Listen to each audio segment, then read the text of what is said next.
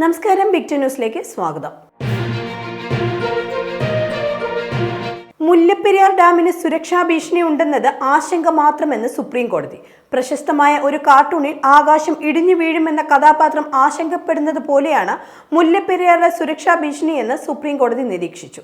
അണക്കെട്ടിന് സുരക്ഷാ ഭീഷണി ഉണ്ടെന്ന് അഭിഭാഷകൻ പറഞ്ഞപ്പോഴാണ് ഇത് വെറും ആശങ്ക മാത്രമെന്ന് കോടതി ചൂണ്ടിക്കാട്ടിയത്. താൻ 1.5 വർഷത്തോളമായി ഈ പറയുന്ന ഭീഷണിക്ക് കീഴിലാണ് താമസിച്ചിരുന്നതെന്നും ഋഷികേശ് റോയ് വ്യക്തമാക്കി. ഹണി റോസ് നൽകിയ പരാതിയിൽ രാഹുൽ ഈശ്വറിനെതിരെ കേസ് എടുത്തിട്ടില്ലെന്ന് പോലീസ് ഹൈക്കോടതിയിൽ.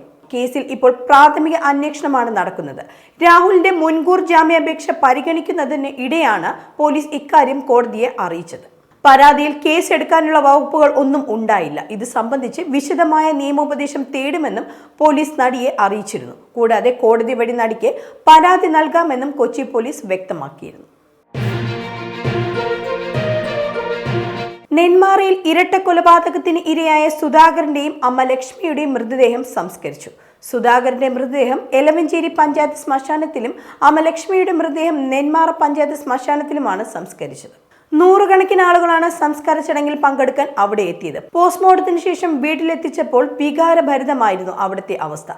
അതേസമയം പ്രതിയായ ചെന്താമരയെ ഇതുവരെ പിടികൂടാൻ സാധിച്ചിട്ടില്ല. പ്രതിയുടെ ഫോൺ കോഴിക്കോട് തിരുവമ്പാടിയിൽ ഓണായി എന്ന വിവരത്തെ തുടർന്ന് അവിടെയും അന്വേഷണം പുരോഗമിക്കുകയാണ്. രാധയുടെ വീട് സന്ദർശിച്ച പ്രിയങ്ക ഗാന്ധി. കടുവയുടെ ആക്രമണത്തിൽ മരിച്ച പഞ്ചാരക്കുലിയിലെ രാധയുടെ വീട്ടിലാണ് പ്രിയങ്ക ഗാന്ധി എത്തിയത്. 1/2 മണിക്കൂറോളമാണ് പ്രിയങ്ക അവിടെ ചെലവഴിച്ചത്. വീട്ടുകാരെ ആശ്വസിപ്പിച്ച ശേഷമാണ് അവിടെ നിന്നും മടങ്ങിയത്. KC Venugopal, K Sudhakaran, T Siddique എന്നിവർ പ്രിയങ്കയ്ക്കൊപ്പം ഉണ്ടായിരുന്നു. പ്രതിഷേധത്തെ തുടർന്ന് വൻ സുരക്ഷയിലായിരുന്നു സന്ദർശനം. CPM പ്രവർത്തകർ കരിങ്കൊടി കാണിച്ചാണ് പ്രിയങ്കയെ സ്വീകരിച്ചത്. ഭാസ്കര കാർണവർ വധക്കേസിലെ 1-ാം പ്രതിയായ ഷെറിൻ മോചിതയാകുന്നു. മന്ത്രിസഭാ യോഗമാണ് ശിക്ഷാ ഇളവ് നൽകാൻ തീരുമാനിച്ചത്. 14 വർഷം ശിക്ഷാ കാലാവധി പൂർത്തിയാക്കിയ സാഹചര്യത്തിലാണ് ഈ തീരുമാനം. 2009 നവംബർ 7-നാണ് ഷെറിന്റെ പിതാവ് ഭാസ്കര കാർണവർ കൊല്ലപ്പെടുന്നത്. നയൻതാര ഡോക്യുമെന്ററിയിൽ നെറ്റ്ഫ്ലിക്സിന് തിരിച്ചടി. പകർപ്പവകാശ നിയമം ലംഘിച്ചെന്ന് ചൂണ്ടിക്കാട്ടി നടൻ ധനുഷ് നൽകിയ ഹർജി പരിഗണിക്കരുതെന്ന ഹർജി മദ്രാസ് ഹൈക്കോടതി തള്ളുകയായിരുന്നു. നെറ്റ്ഫ്ലിക്സിന്റെ ഹർജി തള്ളിയ ജസ്റ്റിസ് അബ്ദുൽ ഖുദ്ദൂസ് ധനുഷിന്റെ ഹർജിയിൽ ഫെബ്രുവരി 5-ന് വാദം കേൾക്കുമെന്ന് അറിയിച്ചു.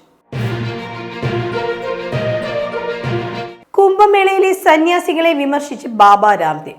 ഇതല്ല മഹാകുംഭമേളയുടെ യഥാർത്ഥ സത്യമെന്നും ചിലർ ഒറ്റ ദിവസം കൊണ്ട് സന്യാസിമാർ ആകുന്നുവെന്നും ബാബ രാംദേവ് ആരോപിച്ചു. നടി മമത കുൽക്കർണി മഹാകുംഭമേളയിൽ പുണ്യസ്നാനം നടത്തി സന്യാസം സ്വീകരിച്ചത് ചോദ്യം ചെയ്താണ് ഇങ്ങനെ സംസാരിച്ചത്. മഹാകുംഭമേള മഹനീയമായ ഒരു പുണ്യ ആഘോഷമാണ്. ചിലർ ഇതിനെ മറ്റു തരത്തിൽ ദുരുപയോഗം ചെയ്യുന്നത് അംഗീകരിക്കാനാവില്ലെന്നും അദ്ദേഹം വ്യക്തമാക്കി. 16 വയസ്സിന് താഴെയുള്ള കുട്ടികളെ രാത്രി 11 മണിക്ക് ശേഷം തിയേറ്ററിൽ പ്രവേശിപ്പിക്കരുതെന്ന് തെലങ്കാന ഹൈക്കോടതി. തിയേറ്ററിന് മാത്രമല്ല, തിയേറ്റർ കോംപ്ലക്സിലും മൾട്ടിപ്ലക്സിലും ഈ നിയന്ത്രണം ബാധകമാണ്. സംസ്ഥാന സർക്കാരിനോടാണ് ഈ ഉത്തരവ് കർശനമായി നടപ്പാക്കണമെന്ന് തെലങ്കാന ഹൈക്കോടതി നിർദ്ദേശിച്ചിരിക്കുന്നത്. പുഷ്പ 2 സിനിമാ പ്രദർശനത്തിന്റെ ദുരന്തം ഉൾപ്പെടെയുള്ള പശ്ചാത്തലത്തിലാണ് തെലങ്കാന ഹൈക്കോടതിയുടെ ഈ ഉത്തരവ്. ഇൻഫോസിസ് സഹസ്ഥാപകൻ ക്രിസ് ഗോപാലകൃഷ്ണനെതിരെ ബംഗളൂരു പോലീസ് കേസെടുത്തു. ജാതി അധിക്ഷേപ പരാതിയിൽ SC/ST അതിക്രമം തടയൽ നിയമപ്രകാരമാണ് കേസെടുത്തിരിക്കുന്നത്. ഇദ്ദേഹത്തെ കൂടാതെ ഇന്ത്യൻ ഇൻസ്റ്റിറ്റ്യൂട്ട് ഓഫ് സയൻസിലെ മറ്റ് 16 പേർക്കെതിരെയും കേസെടുത്തിട്ടുണ്ട്. 2014 വ്യാജമായ ഹണി ട്രാപ്പിൽ കുടുക്കിയെന്നും സർവീസിൽ നിന്ന് പിരിച്ചുവിട്ടു എന്നും പറഞ്ഞ് പ്രൊഫസർ D സന്നദുർഗപ്പയാണ് പരാതി നൽകിയത്. അണ്ടർ വനിതാ 20 ലോകകപ്പിലെ ആദ്യ സെഞ്ചുറിയിലൂടെ ചരിത്രം കുറിച്ച് തൃഷ.